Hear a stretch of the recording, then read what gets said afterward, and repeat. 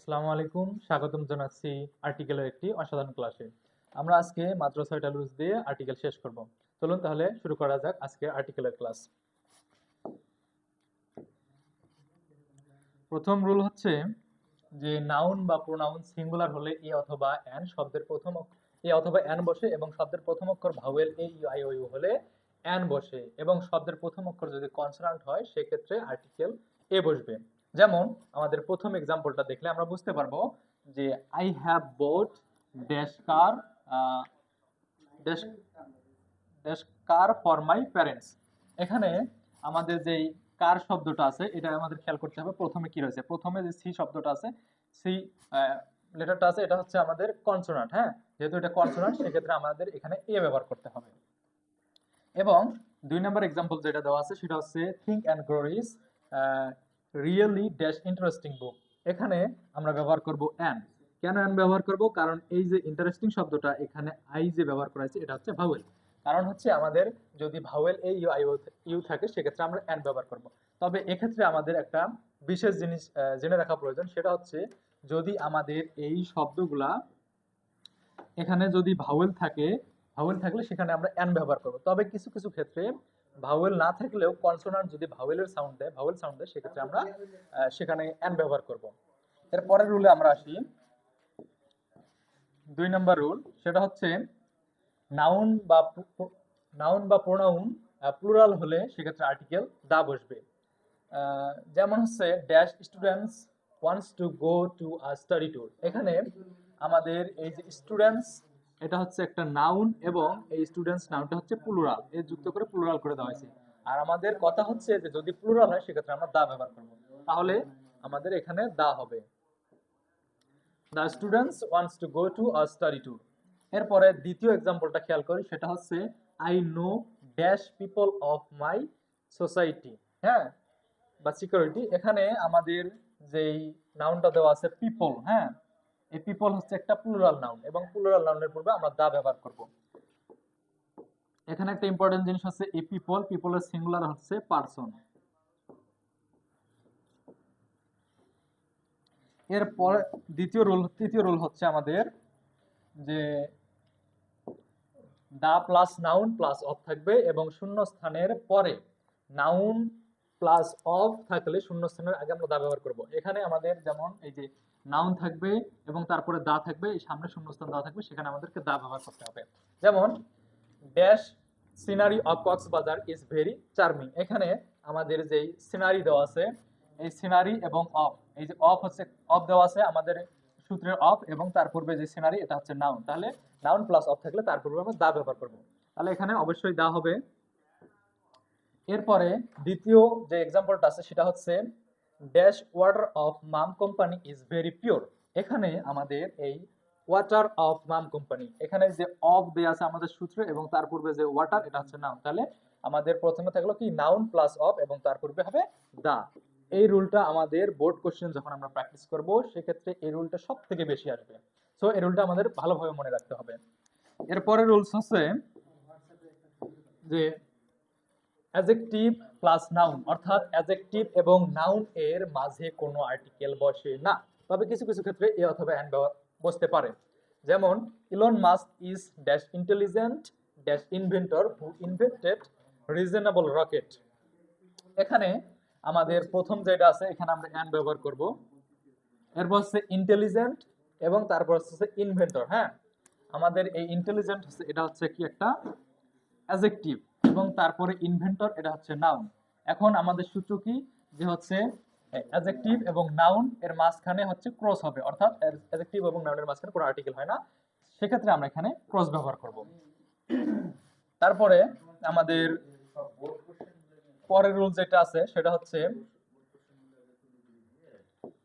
যে positive pronoun যেমন হচ্ছে my, our, your, his, her, their, its এর আগে বা পরে কোনো প্রকার আর্টিকেল বসে না।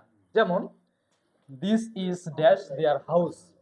এখানে হবে আমাদের কোনো, এখানে ক্রস হবে, কোনো আর্টিকেল ব্যবহার করা হবে না। কেন? আমাদের এই যে পজিটিভ প্রোনাউন এখানে আছে দেয়ার। হ্যাঁ, এই পজিটিভ প্রোনাউনের আগে বা পরে কোনো প্রকার আর্টিকেল ব্যবহার করতে পারবো না। সো আমাদের এখানে ক্রস হবে। এরপর দ্বিতীয় এক্সাম্পল হচ্ছে every mother loves her dash children. হ্যাঁ, এখানে আমরা ক্রস ব্যবহার করব। কেন ক্রস ব্যবহার করব? এইখানে যে হার শব্দটা আছে এটা হচ্ছে পজিটিভ প্রোনাউন, এবং আমরা বলছিলাম পজিটিভ প্রোনাউনের আগে অথবা পরে কোনো প্রকার আর্টিকেল হবে না। সো এখানে ক্রস। এরপরে যেটা আছে সেটা হচ্ছে রুলস নাম্বার 6, পজিটিভ আমাদের প্রিপোজিশন। হ্যাঁ, maximum of the preposition to, of, in, with, by, for, from, on, at, into, after, before etcetera. এরপরে বেশিরভাগ সময় আর্টিকেল দা বসে, তবে কখনো কখনো এ অথবা অ্যান ও ক্রস বসে। এক্ষেত্রে আমরা এক্সাম্পল ব্যবহার করি যে he wants to B the richest man in dash world. হ্যাঁ, এখানে আমাদের প্রথমটার অ্যান্সার হচ্ছে দা। কেন? আমরা বলছিলাম যে ম্যাক্সিমাম অফ দ্য প্রিপজিশনের পরে দা ব্যবহার করব। প্রিপজিশন ইন আছে, এখানে আমরা দা ব্যবহার করব। এই রুলটাও আমাদের বোর্ড কোশ্চেন প্র্যাকটিসে সবথেকে বেশি কাজে লাগবে। এরপর দ্বিতীয় এক্সাম্পলে চলে যাই। On dash day of examination her looked very he looked very অ্যাংজিয়াস। এখানে আমরা দা ব্যবহার করব। যে অন হচ্ছে একটা প্রিপজিশন এবং ম্যাক্সিমাম অফ দ্য প্রিপজিশনের পরে আমরা দা ব্যবহার করি, এখানে দা হবে। তবে আমাদের আরেকটা রুল ছিল, সেটা হচ্ছে নাউন প্লাস অফ থাকলে তার পূর্বে দা ব্যবহার হয়, সেদিক থেকেও এখানে দা ব্যবহার হতে পারে।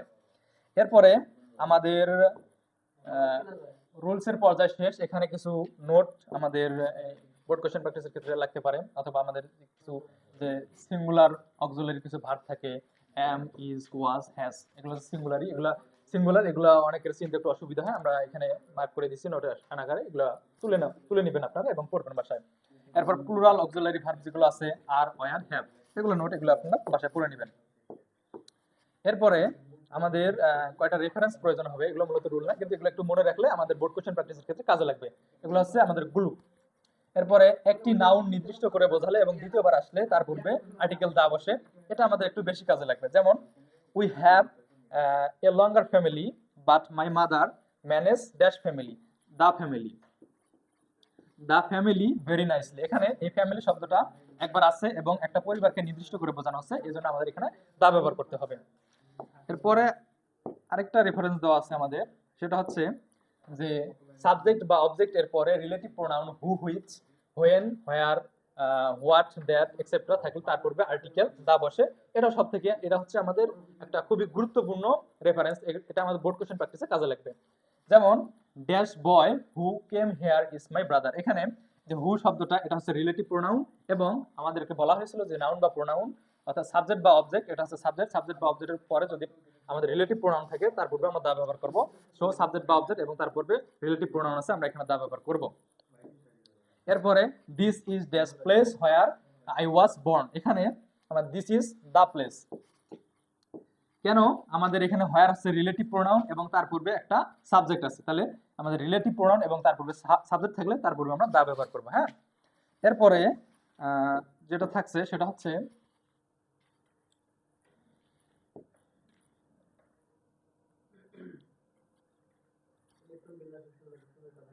এটা হচ্ছে আমাদের একটা নোট, সেটা হচ্ছে আমাদের কিছু কিছু আমাদের শব্দ থাকে বা নাউন থাকে যেগুলোর আমরা সিঙ্গুলার প্লুরাল বুঝতে পারি না। যেমনটা হচ্ছে আমাদের এস বাই এস ব্যতীত নাউন সিঙ্গুলার এবং প্লুরাল ফর্ম এখানে দেওয়া আছে। সিঙ্গুলার ফর্ম হচ্ছে ম্যান। হ্যাঁ, আমরা ম্যাক্সিমাম ক্ষেত্রে দেখি যে নাউনের ক্ষেত্রে আমাদের কোনো একটা নাউন আছে তার সাথে এ যুক্ত করে দিয়ে প্লুরাল করে দেওয়া হয়, কিন্তু এগুলো হচ্ছে ব্যতিক্রম। ম্যান, এম এ এন, এটার প্লুরাল হচ্ছে এম ই এন, ম্যান। এরপর হচ্ছে ওম্যান, এখানে হচ্ছে উইমেন। তারপর হচ্ছে চাইল্ড, তারপর হচ্ছে চিলড্রেন, এরপর হচ্ছে পারসন, এরপর হচ্ছে পিপল। এগুলা একটু মনে রাখতে হবে, এগুলো আমাদের বোর্ড কোশ্চেন প্র্যাকটিসে কাজে লাগবে। এরপরে আসছে হচ্ছে প্রপার নাউন এবং আনকাউন্টেবল নাউনের পূর্বে আর্টিকেল বসে না, এবং একটি মাত্র অ্যাডজেক্টিভ এর পূর্বেও কোনো আর্টিকেল বসে না। যেমন Michael Madhusudan Dutta was born in Sagardari. এই যে সাগরদারি, এটা হচ্ছে প্রপার নাউন এবং প্রপার নাউনের পূর্বে কোনো প্রকার আর্টিকেল হবে না, এটা ক্লোজ। এরপর 2 নাম্বার যে এক্সাম্পলটা সেটা হচ্ছে the inventor who is dash dedicated always creates something new. এখানে আমাদের এই যে ডেডিকেটেড শব্দটা, এটা হচ্ছে একটা কি, ডেডিকেটেড শব্দটা হচ্ছে আমাদের অ্যাডজেক্টিভ এবং এখানে একটি মাত্র অ্যাডজেক্টিভ আছে, সো এখানে আমরা আর্টিকেল ব্যবহার করতে পারবো না, এটা ক্লোজ হবে। এরপরে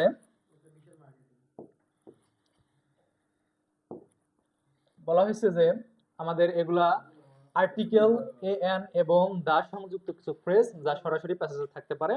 এই ফর্মুলাগুলা এগুলা আমরা হুবহু মুখস্থ করে রাখবো, এগুলার কোনো চেঞ্জ নেই। এগুলো হচ্ছে ফ্রেজ, এই ফ্রেজগুলা সরাসরি আমাদের প্যাসেজে থাকবে। এই ফ্রেজগুলা দেখা গেল যে গ্রেট মিনি থাকবে, এ দেওয়া থাকবে না, আমরা এ প্যাসেজে সেখানে আমাদের আর্টিকেল হিসেবে ব্যবহার করব। কিন্তু এখানে আমাদের এখানে কোনো রুলস কাজ করবে না, আমরা এটার কোনো রুলস দিয়ে রিপ্লেস করতে পারবো না। সো এগুলো আমাদের কঠিনভাবে মুখস্থ করে নিতে হবে, এগুলো সরাসরি ব্যবহার করব আমরা। এরপর আমাদের এটার এক্সাম্পল যেগুলো আছে, যেমন হচ্ছে they carried dash day last time just because they are performance, এখানে অ্যান্সার হবে দা। আমরা একটা ফ্রেজ সেখানে দিয়েছিলাম, আপনারা উপরে লক্ষ্য করে দেখতে পারবেন যে হচ্ছে ক্যারিড দা ডে, এখানে হচ্ছে দা হবে। এরপর হচ্ছে he didn't study hard dash as dash result failed in the examination, এখানে হবে as a result. As a result এটা হচ্ছে একটা ফ্রেজ আমরা উপরে দিয়েছিলাম, যদি একটু দেখাই ফ্রেজটা, সেটা হচ্ছে আমাদের অ্যাজ এ রেজাল্ট। এই অ্যাজ এ রেজাল্ট এইটা হচ্ছে একটা ফ্রেজ, এবং আমরা এটা পড়ে গেছিলাম, আমরা বলছিলাম যে এই ফ্রেজগুলো সরাসরি আসবে, এবং এটা হচ্ছে তার একটা উদাহরণ অ্যাজ এ রেজাল্ট। এরপর আমাদের খুব শর্টকাটে অল্প সময়ে এই রুলসগুলো আমরা খুব সহজে শেষ করলাম। এরপরের ক্লাস আসবে আমাদের হচ্ছে বোর্ড কোশ্চেন প্র্যাকটিস। আমরা এই ক্লাসগুলো যেগুলা রুল পড়লাম, যে 6টি রুলস দিয়ে আমরা আর্টিকেল শেষ করলাম, এগুলো আসলে কতটা কার্যকরী সেটা আমরা বোর্ড কোশ্চেন প্র্যাকটিসে দেখাবো। আপনারা অবশ্যই বোর্ড কোশ্চেন প্র্যাকটিসের ক্লাসটা করবেন এবং সেখানে আপনারা দেখতে পারবেন যে রুলসগুলো কতটা কার্যকরী। ধন্যবাদ সবাইকে।